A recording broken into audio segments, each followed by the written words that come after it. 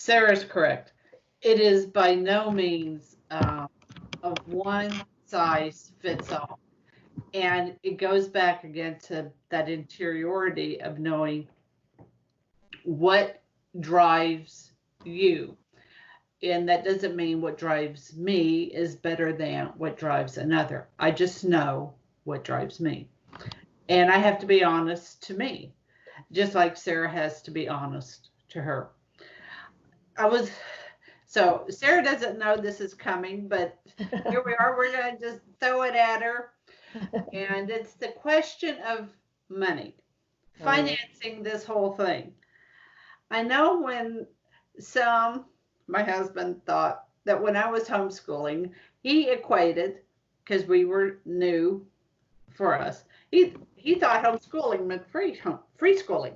Yes. And I was quick to point out to him, well, no, I had a budget, all of my others, right, through expensive private schools, they all had a nice little budget to work with all the fees and whatnot. I said, I want that budget. That's the Cadillac and I budget. used it, Yep. and we went tripping, and we went all over the place. Right. I know that's not real. I know that's not real for most people. Right. But that was my first inclination of, well, it does cost. And buying a box curriculum, and I know President Trump rightly says if you can't be putting your kids into the school, and with some of these crackpot ideas that some of these school districts are coming up with, I wouldn't put the cat in there with it. No. So you're entitled to your money. I have always thought that the money should follow the child. Right. But whether you get it or not, it's still going to have to come out of your pocket. Right. And Sarah's excellent with money. So how do you think through that a little bit? Well, realistically speaking, you can do it on a shoestring. I mean, it is entirely possible. We live in a country with libraries. We live in a country with paper is cheap. So, you can get consumable workbooks fairly cheaply, different things like that. And, I think that realistically speaking, you probably could get the necessary resources together for your child. You could probably keep it at about $500 per child, or maybe less, but I mean, if you had a good solid budget of $500 and that was going to be used to buy their books, to buy their pencils, their crayons, their chalk, whatever it is, the kind of things that you want to have home, that's probably a reasonable amount to be able to budget. And the other thing, though, is that you have to remember is that you don't necessarily have to have everything all at once, right? I mean, so this is something that you would be able to do over the course of time if that would be an unreasonable amount. But you do also have to recognize that you are going to get a little bit of what you pay for, right? And so you have to ask yourself reasonably, what is an amount that, is worth the sacrifice for your family? Like, because the $500, or $300 to $500, depending upon, like, if you're in kindergarten, I mean, for heaven's sakes, $300, I mean, should be more than sufficient. I mean, to throw at like crafts and arts and supplies and little things like that, right? But you have to begin to ask yourself, what could I do, right? What is possible? And it's not so much that you just want to throw money at things. It's just that you will find that you have more opportunities that might be available to you that you think actually become worth the investment in, right? So before you didn't have time for piano lessons. Well, now you might have time for piano lessons. But even there, sometimes the homeschooling network can pay dividends too, because there might be a 16-year-old girl or a 16-year-old boy who's really exceptional at piano, who will be willing to teach your child for $15 an hour, when it would cost you $40 for that same instruction from a professional, somebody who's got a degree in music. And also, you may find that, like you said, you would like to take some trips, because now you're not, the children are not out of your house from 8 o'clock in the morning until 3:30 or 4 o'clock every single day. Now you suddenly find that the zoo has a really great expose where they'll teach homeschool students. So maybe a zoo membership suddenly becomes worth before last year it wouldn't have been worth having a $99 zoo membership, but this year, because you can actually go to see the animals once a week or twice a week, now that money might actually be worth investing in, right? And the same thing would be true for like a big trip.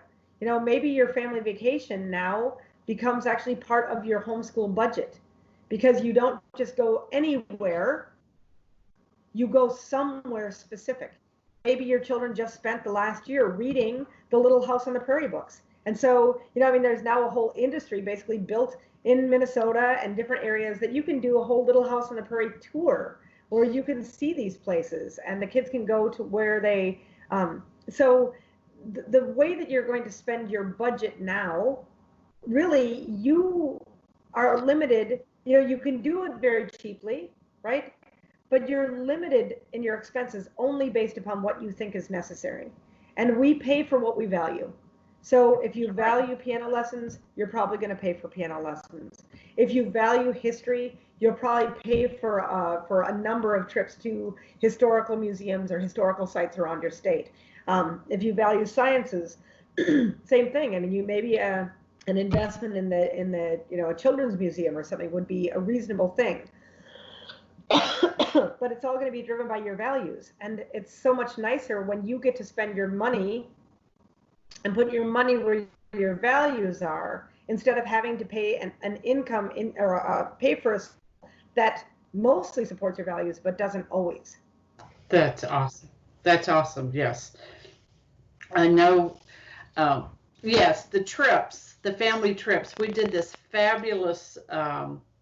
So the twins were home and Felicia were home, and wherever possible, I could do an instruction to multitude, the three of them, and they're separated by 5 years. There's a 5-year gap, but there we were. We can all study geology at the same time and draw rivers and look at the different plates and the tectonic formations and mantle and so forth, so on.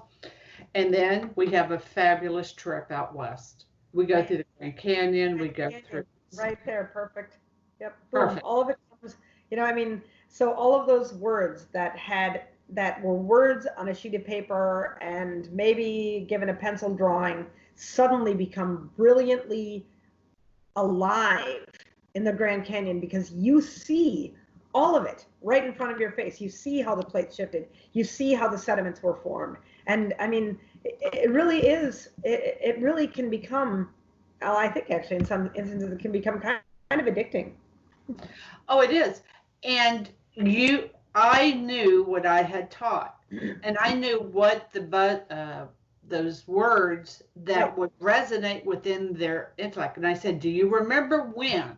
That's exactly Do you right. remember when? Yeah. Do you remember when? And this was a Debbie Yonan production. We said there were songs to sing, so we would sing our songs. And yeah. You can't put a price on that. You just can't put a price on that. Absolutely not. I would like to point that out too, is that, you can never underestimate the serendipity that can occur in the education of your children, specifically because, like you said, you knew where they were, which consequently means that in a homeschooling environment, no time is actually wasted, right? So it's kind of funny. Some of the states will say, they'll mandate a certain number of hours that you have to be instructing your kids, right? You have to, like, as if we sit at our table from 8 o'clock in the morning until 3 o'clock at night, right? I mean, that they mandate these things. But the reality is that trip that you took, all of that counted toward their education. There wasn't one downtime on that trip, because even when you weren't looking at the stuff, you were talking about the things. And after you left the environment, you could even hear them behind you still having arguments and debates about each other about, well, no, I thought that was like a sedimentary rock. No, that was like a whatever. I mean, a metamorphic rock or whatever. I mean, like they're having their own little discussions behind you, because these words now have become more than words on a page to them. That's right. That's right. I remember we took our kids. We had a number of really wonderful opportunities. I was able to take some of my kids to Europe. I try and get them over to Europe. at least once or twice, but we took the kids to this little island in the north of Germany where my husband's family still had relatives living. And so not only were we able to meet extended family and, broaden that family tree a little bit, we were also able to know what it was to stand in a marsh or in a salt swamp or so all of these terms that we might have studied a little bit along the North Sea, like now the North Sea is not just a place on a globe. For my children, the North Sea has a smell and a taste and a memory of people that they met, right? And horses, little ponies, and different things like that. And how do I fit that time frame that we were on the island? How do I say, well, that filled 9 Carnegie hours, right? I mean, more likely it filled 20 or 50 Carnegie hours, because the amount of time that you would have had to spend just studying and looking at pictures, like you can't compare that to actually being there. I can show you a picture of an ice cream cone, right? Or I can take you to Haagen-Dazs. That's right. I think that's kind of homeschooling is taking the child to Haagen-Dazs. It absolutely is. All right, my friends, to the next time. Fides et Ratio.